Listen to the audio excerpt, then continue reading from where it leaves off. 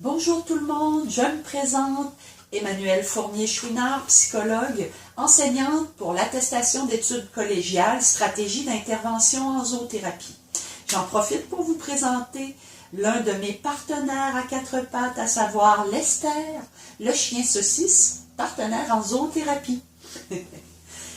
Si je suis ici avec vous aujourd'hui, c'est pour vous parler d'une fabuleuse aventure qui a démarré en 2005. Hein, Lester? Est-ce que tu te souviens de ça, toi? T'es pas là encore. En 2005, donc, lors de la création de notre attestation d'études collégiales. Alors, à cette époque, j'ai eu la chance d'agir à titre d'expert de contenu avec d'autres collègues pour développer ce qui allait être une première en zoothérapie, une première au Québec, voire au Canada, un premier programme ayant une reconnaissance dans le monde de cette modalité d'intervention qui est la médiation animale. Alors là déjà, cette zoothérapie, elle peut avoir plusieurs noms. Tantôt on parlera de zoothérapie, tantôt de médiation animale, tantôt d'intervention assistée facilitée par l'animal. Alors là, déjà, un premier démêlage.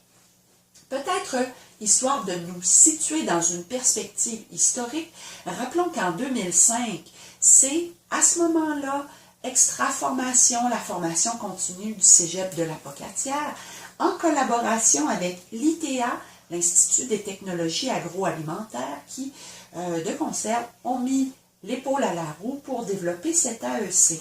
Donc, c'était fort intéressant déjà d'avoir un programme assez substantiel qui allait couvrir 585 heures de formation, se déclinant sur 3 ans, à temps partiel et s'adressant à divers acteurs du réseau de la santé et des services sociaux ainsi que du milieu de l'éducation. Donc, typiquement, on se retrouve avec des cohortes. Cette année, c'est la 10e cohorte. Donc, des cohortes constituées de groupes d'adultes œuvrant déjà, pour la plupart, ou étant aux études, qui vont aller chercher cette formation pour ajouter une corde de plus à leur arc professionnel.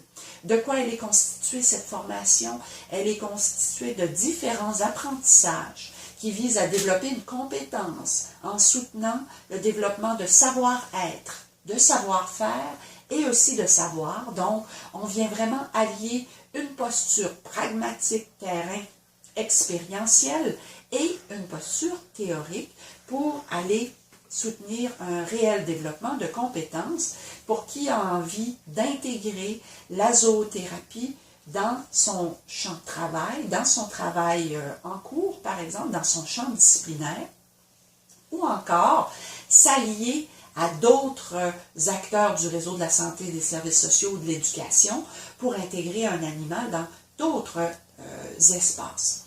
Peut-être je peux vous dire ce que c'est cette fameuse zoothérapie, parce que c'est véritablement un terme générique qui englobe plusieurs pratiques. Dans le cadre de l'AEC, pour nous, il s'agit d'abord et avant tout d'une relation triadique, d'une relation qui met en dialogue, en communication, une personne en besoin ou un groupe, un partenaire, être sensible et intelligent. Pour nous, dans le cadre de l'AEC, ce sera davantage le chien qui sera notre partenaire de choix.